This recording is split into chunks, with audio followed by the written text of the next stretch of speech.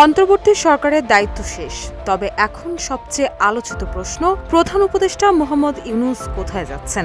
রাষ্ট্রীয় অতিথি ভবন যমুনা কি ছেড়ে দিচ্ছেন, নাকি সেখানেই থাকছেন? আর নতুন সরকার প্রধান কোথায় উঠবেন? রাজনৈতিক পালাবদলের এই মুহূর্তে যমুনাকে ঘিরে তৈরি হয়েছে নতুন কৌতূহল ও আলোচনা। ত্রয়োদশ জাতীয় সংসদ নির্বাচনে নিরঙ্কুশ বিজয়ের মাধ্যমে সরকার গঠন করেছে বিএনপি। গত 17 ফেব্রুয়ারি নতুন সরকারের দায়িত্ব গ্রহণের মধ্য দিয়ে বিদায় নিয়েছে অন্তর্বর্তী সরকার। এর ফলে রাষ্ট্রীয় অতিথি ভবন যমুনায় প্রধান উপদেষ্টার অবস্থান নিয়েও শুরু হয়েছে নানা জল্পনা। সংশ্লিষ্ট সূত্র জানিয়েছে, ডক্টর ইউনূস আপাতত যমুনাতেই অবস্থান করছেন, তবে এটি সাময়িক। আগামী এক সপ্তাহের মধ্যেই তিনি এই সরকারি বাসভবন ছেড়ে রাজধানীর গুলশানে নিজের ব্যক্তিগত বাসভবনে চলে যাবেন। জানা গেছে, তার নিজ বাসায় কিছু সংস্কার কাজ চলায় আপাতত তিনি যমুনায় অবস্থান করছেন। ঢাকা মেট্রোপলিটন পুলিশের রমনা বিভাগের এডিসি মীর আসাদুজ্জামান জানিয়েছেন, অধ্যাপক ইউনূস এখনও সরকারি বাসভবন যমুনায় আছেন, তবে শিগগিরই তিনি সেখান থেকে সরে যাবেন।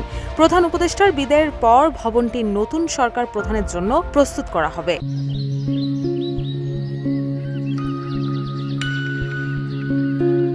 এদিকে নবনির্বাচিত প্রধানমন্ত্রী তারেক রহমান রাষ্ট্রীয় অতিথি ভবন যমুনাকেই তার সরকারি বাসভবন হিসেবে ব্যবহার করবেন বলে সংশ্লিষ্ট সূত্র নিশ্চিত করেছে। তবে সেখানে ওঠার আগে প্রয়োজনীয় সংস্কার কাজ সম্পন্ন করা হবে।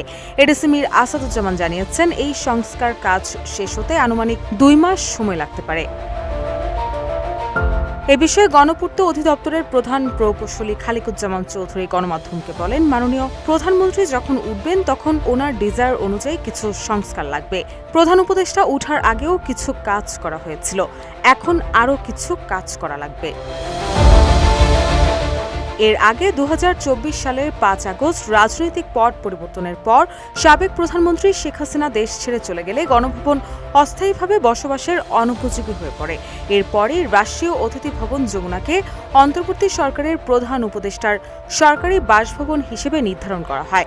এরই মধ্যে অন্তর্বর্তী সরকারের বিদায়ের মধ্য দিয়ে এখন যমুনায় শুরু হয়েছে নতুন অধ্যায়ের প্রস্তুতি।